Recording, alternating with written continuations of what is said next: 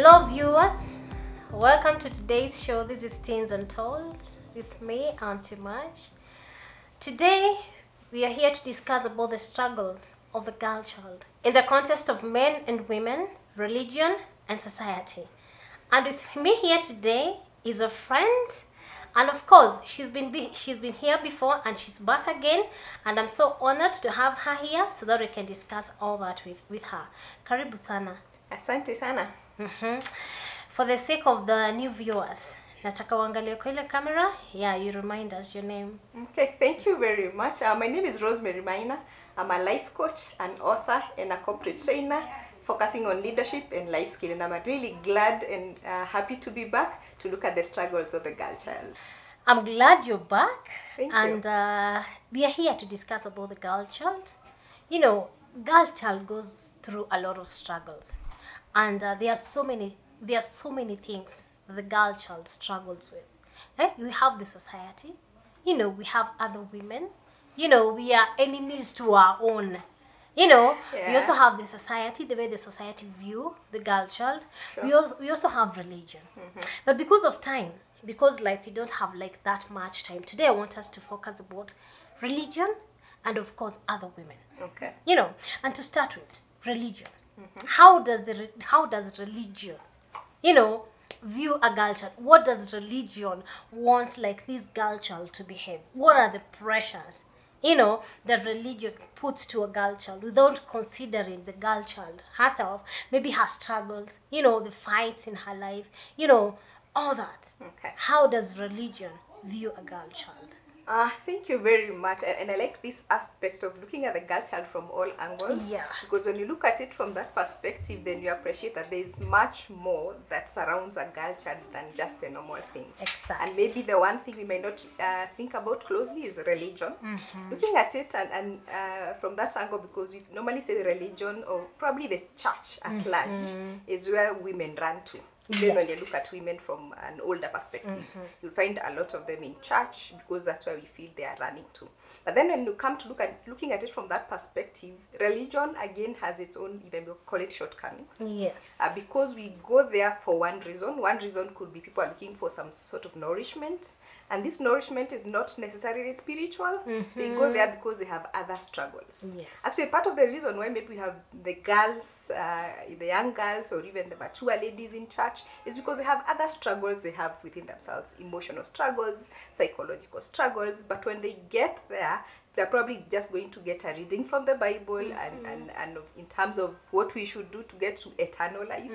But we are still on earth. And we need to deal with the struggles of this earth. Yes, sure. So that's the first gap that I feel that is there from a religion perspective, that we have a lot of women in there, but they're not getting what they are looking for.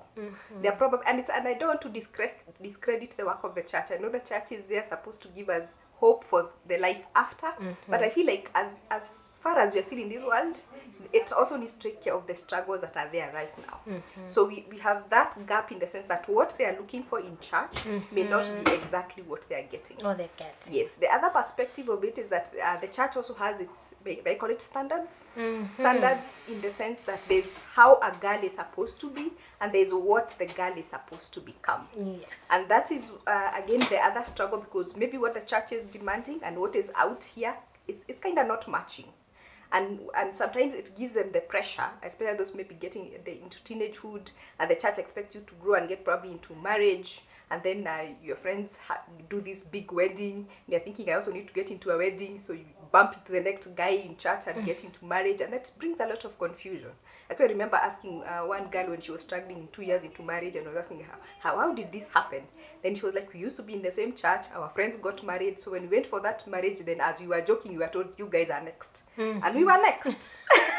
And just like that, we were married, and now we are into this confusion. So those set standards by the church in terms of how things should be done, and they are not wrong standards, but they might be missing the underlying issues that needs to be sorted, instead of just setting standards and not helping them to navigate through that process. So that kind of pressure in terms of how you should be seen by society from a church perspective gives them that too much pressure in terms of I should fit in irrespective of who I am. Yet when I'm struggling with my other internal issues, this same religion is not helping me through this struggle. So I'm kind of conflicted. Where do I fit into this in all this confusion? Wow.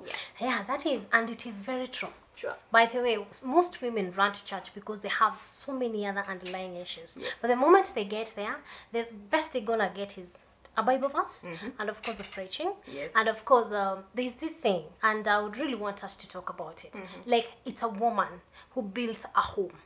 You know, like, it is your responsibility as a woman. You know, that is how religion views the girl child. Yes. You know, and best that even some of our young women are getting married at a very tender age when they're still teenagers. Yes. I just felt like it is best for us to touch on it. You know, the church gives the girl child this responsibility of her being the home builder.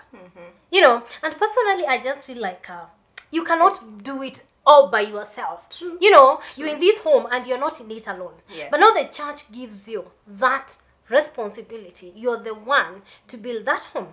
And you know, you're building this home with a man who is never there. A man who is not responsible. A man who is not present. You know, and you're carrying this heavy burden. And on top of that, you're told, in case something happens in that home, you are responsible for it. You know, the Bible tells us that the man is the head of this home, of this house. Yes. You know, he is the head. He's the one who has the mandate, you know, to make decisions, you know, to lead, to guide, you know. And at the same time, you being the woman, you being the girl child, the church gives you that responsibility. You're the one to build that home. Is that, okay, to your view, is it really practical?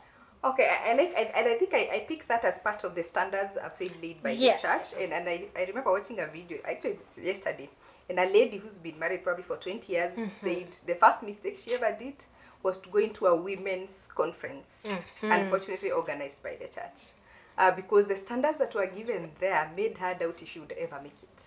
Because the rules were set as a woman in terms of the things you're supposed to do. The cooking you should do, the dressing you should do, the taking care of everybody else, including the extended family. And when she looks back now, she realizes there are no standards as such in terms of how it should work all through in every home. Yes. Because when you meet the two of you, you are two totally different individuals, and you look out for what works both for you. It can't be a one person, like you've said. It's never a one person's game. So those two people have to be in it for it to work. And so when the church puts this burden on the woman, the first thing that happens is that you feel obligated to take in too much, even when you shouldn't. Yes. So at a point where you're starting to doubt your sanity, if I may put it that way. Exactly. Because when you go to run there into that church, or to maybe the women who are ahead of you, they're telling you it's your role. You should be able to hold this together. You should hold your head high, and you shouldn't be collapsing. You carry the burden to the end. Yet deep inside, you feel like, I just can't handle this anymore. Like, it's too much.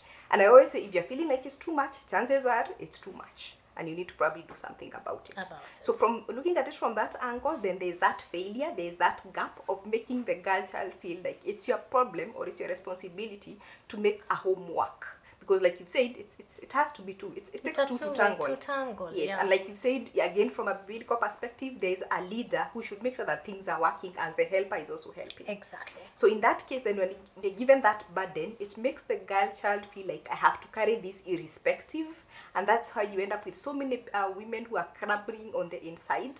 They are running to church hoping to get help. They are not getting the help that they require. So we have walking dead human beings who are just trying to look like they are okay, but in real sense, they're not okay. Yes. Wow, that is so wonderful. And I'm happy, like, of course you feel the same way that I feel, because I always feel like it's too much. Yes. You know, it's too much. Yeah, as much as this man is working, this man is providing, but at the same time, it doesn't mean like he should like just sit and do like nothing else. You know, if like they don't do it together, you know, it will come a point whereby this woman is going to fall apart. Yeah, true. You know, this woman will fall apart, and that is why you see them like going to an extent of like being in depression. They're depressed. You know, there are some who commit even suicide. you know, based on everything that they are holding on the inside. Yeah. And you know, they can't let out because they don't have a voice. Yes. You know, they're being told like you don't have a voice, like you're not supposed to challenge, you're not supposed to ask questions. You know, when you're a woman, your work is just to listen, to be submissive. You know, and when I think of like being submissive, even like when you look back in the days like in the Bible, you know, love came before submissiveness. True. Because before God gave us his son to die for us, you know, after him dying for us, that is when we started submitting to the church. And you know, the Bible tells us like we should love, like men should love the women as Christ loved the church. You know, love came before being submissive. You know, so I always see like for this woman to be submissive, there has to be love. Very true. Like love comes first, then submissive follows. Yes. You know, and don't expect this girl child, you know, to submit if there's no love. True.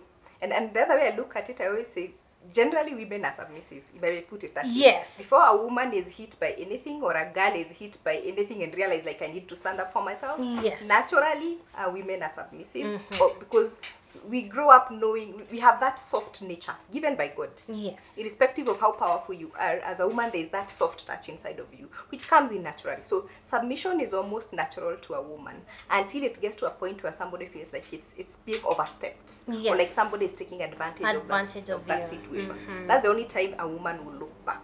But on a normal day, on a normal woman way of doing things, we generally have that soft touch. We are generally submissive unless somebody oversteps that authority. On the other hand, I always say that a man who is well grounded knows that being a man by itself is power. Yes. Even from a very young age, they have been given that look like you are the strong person. You're the person who protects. You're the person who can actually be able to provide and fight for whatever needs to be fought for. So generally, by the moment a child is born and comes out to be a boy, there is power that is handed over to you automatically. And if you're grounded well in who you are, you do not need to overstep to make somebody else be submissive to you. You actually just need to be grounded in your normal masculinity, and that is enough for you to earn submission from a woman if you treat her right. So I think that is the other side of things that people might not really understand, that if you are to deal with it from even a natural angle, it would actually work if we all both sat in our own seats the way we are supposed to. Like, I know I'm a woman and I have a soft touch that I can naturally give irrespective of where I am, and I am a man, so I am grounded in terms of being the provider or the protector. And if I treat other people as such with the respect they deserve, then I am a king by itself. I don't need to fight it. I don't need to fight to be given that title. I already earned it. Yes. But the moment you have something that makes you feel like you have to fight for it, then you overstep the other person, then the submission goes down the drain. Yes. So if we get that understanding, I think then we would bring up better men and better young girls who can actually relate without feeling like I have to protect myself or I have to overstep for the other person to understand me. Okay. Yeah. Wow, and that is so perfectly said. And I love the way you have explained it, because like it's so understandable. Okay, I'm thinking of like this girl child in the context of religion. You know, whereby like she's brought up being taught like it's the man who sets the rules. It is the man who sets the pace. It is the man who dominates. It is the man who does everything. Yeah. You know, in the scenario, I'm in a situation of such a young girl child who like has been brought up, you know, believing like it's all about the man. You know, what would you want this girl to learn? Ama, what would you want this girl? You want to educate her. What should you want to let her know? Okay. Yeah. I think I would first want to let her understand that there's more to this world than just roles, especially when you're getting to probably in a relationship, or you're thinking in terms of getting to marriage.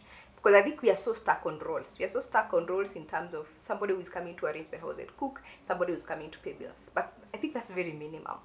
And those people who've been late for the longest will tell you there's so much more to that. Yes. It's not just about roles. There's another side of it in terms of values. So Yes. maybe she needs to think, as the world unfolds, as things progress, the roles are becoming almost unimportant. Because if you get to a point where probably this man is not able to provide, are you going to sit in the house and go hungry? No. Because it's the man who provides. In case you are in a position where you can't take care of the kids, so are the kids going to die because the man cannot be able to look after the kids or arrange the house in one way or the other? So those roles with time become almost obsolete as things unfold. But then again, it also depends on the person you are dealing with. And that's what I said. The most important thing is to ask what works for us. It might not work for the other whole world, but what works for us. So instead of getting stuck in the roles, I think I would look at it in terms of looking at things from a values perspective. What do you value as the young girl? What do you value? What are your values? What are your values? So that whatever you're getting into, you don't get into it because I know I can cook for him, or I can arrange the house for him, or I can do the best washing in the world. But you get into it knowing because I value honesty, I value respect, I value growth. Does this other person also value those things? Because if our values speak, then roles don't even need to be addressed. If we have similar values, if for example we value growth, then we don't have to argue about me getting a higher job or me going back to school. Because we both understand and we have that value for growth. If we both value respect, then you don't have to fight about what was said in your phone or who called here last night or such kind of things. Because we know if we both value respect, and I respect you, you respect me. If there is an issue, we put it on the ground and have a conversation about it. So I think I would look at it more in terms of the values. Because when the values match, when values are taken care of, roles take care of themselves. Because if I respect you, you don't need to remind me to have put on your shower at 5 a.m. It will come almost automatically. You don't need to call him to remind him to pick something from the supermarket. It will come out automatically. So I think for me, it's the young girl's conversion of roles, which was our earlier perspective. Yes. Those are our mother's way of looking at things. Let us progress from roles and progress to values. Look for somebody who you match in terms of values, but you can only do that if you have defined your values yourself First, so it has to start from you. It has to start from you first. Define your values so that any other time you interact with somebody else, you are checking, are your values matching? If your values are matching, the roles will take care of themselves. Thank you so much for that. Ah, wow, that is so strong. And I'm sure they're listening and they have heard. Let's forget about let's basically forget about the roles and all that. Let us now go to values. And you know, it has to start from you. Exactly. We say for you to know that other person is the one, you start from yourself. Am I the one? Exactly. You know, it has to start, you start from yourself. First of all, re-examine yourself. You know, take notes. What do I want? If what I want, do I have them myself? Exactly. You know, because if you have them, that is the only time you will be in a position to appreciate them. Demand even from somebody else. Somebody else. Yes. Okay. With that said, now I want us to think of like this girl child to another girl child. You know, we say we are enemies of ourselves. Yes. And so how does it happen? I look at it in terms of we have too much theory and very little practicality or applicability, in the sense that we'll always say girls power, let's support each other, we have each other's back. But then the moment something goes wrong, even me as a woman, I'd be saying it's because she's a woman. Yes. And I always tell people, you spend so much time talking to even your girl. If you're a mother, you're trying to talk to your girl and telling her how she can be able to crack things, she can do big things even like everybody else can do. Then you're driving along the road and somebody makes a wrong turn, then you're like, that must be a woman. You crush everything else that you had ever told that girl. And we do it so unconsciously. Oh my God, I'm so... Yes, I'm laughing because I'm a big... I just hit you on the head. Yes. So the moment you do that, you just bring in the stereotype. So we are doing so much work. That's what I'm saying, it's theory. We are doing so much work preaching theoretically, telling the girl child what she's capable of becoming and what she can do, but practically we are doing the total opposite. Everything goes wrong, then you're like, it's because she's a woman. Somebody makes a mistake, look at these women. Even when you are a woman, you're still making the same statement. At that time we had the International Women's Day, I was listening to a panel, and one lady said that every time a lady is driving and somebody is crossing, ladies don't stop. In my head I thought, I don't do that. I wait for people to pass. To pass, yes. So why are you making that assumption? Yes. Yet you're a lady as well. So we have too much stereotypes and biases which almost unconsciously run in our heads. And we unconsciously speak to them even to the young girls. So as much as we are here theoretically preaching and telling them what to do, practically we are doing all the wrong things. So it could be something we picked up from as the you're beginning, growing as up, we are growing up, and we need to do a lot of unlearning for us to bring that out of our heads, so that we can now do the same thing theoretically and practically. Yes. Wow, that is so beautiful. Hi, Manze, and you've challenged me. I dare say that like and I guess like all, and I forget I'm also a woman. Huh? Yeah, when something happens, like a mistake happens, I'm like, that must be a woman. Exactly. So I'm you're part changing of from spreading today. the stereotype. Hey, I'm buying that and I'm changing from today. No more of that. And I'm just happy the way you put it. Yeah. Like it's so self-explanatory and understanding. Like, you know, yeah, and that is something that should stop.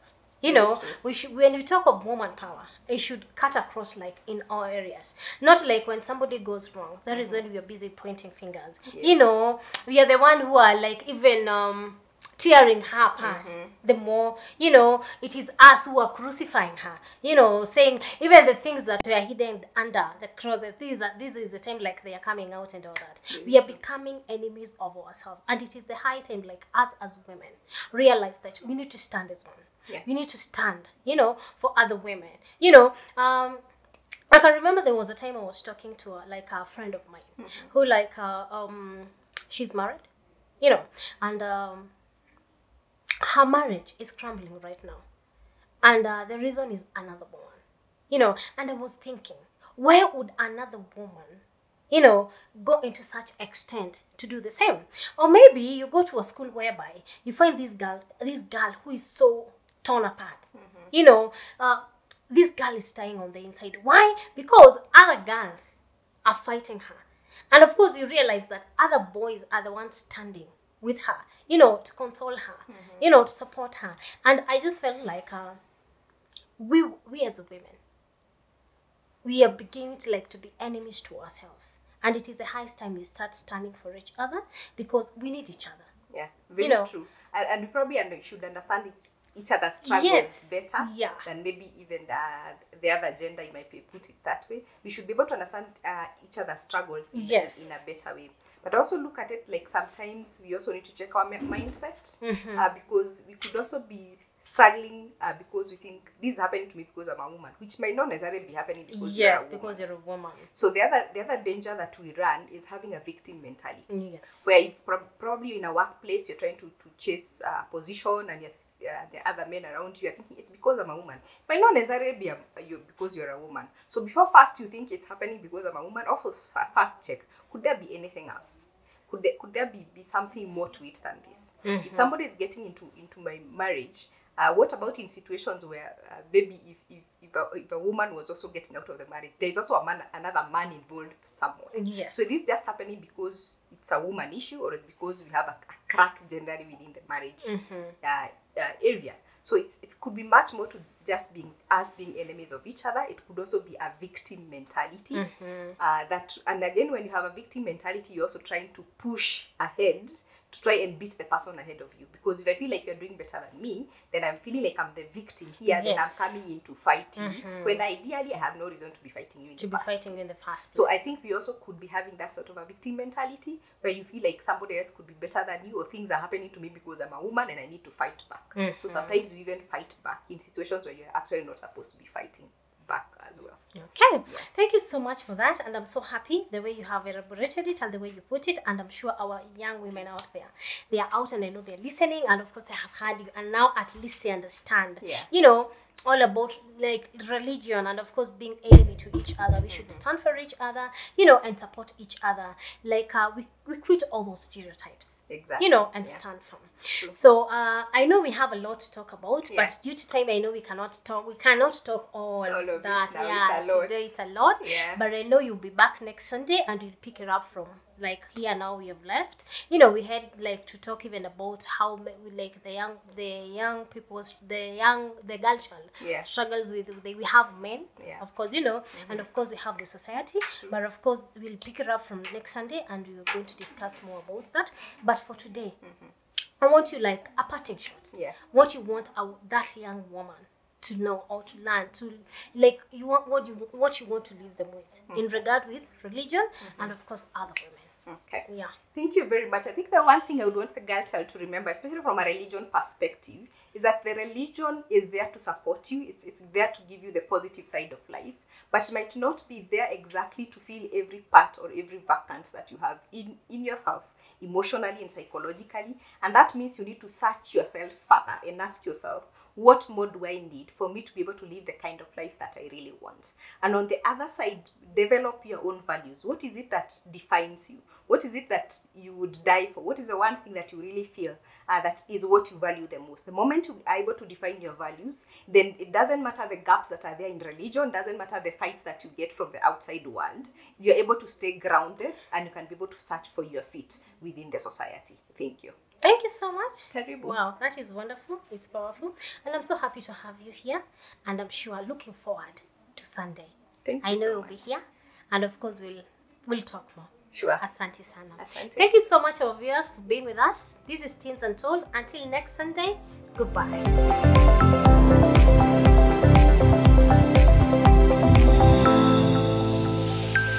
Wema TV, the voice of hope.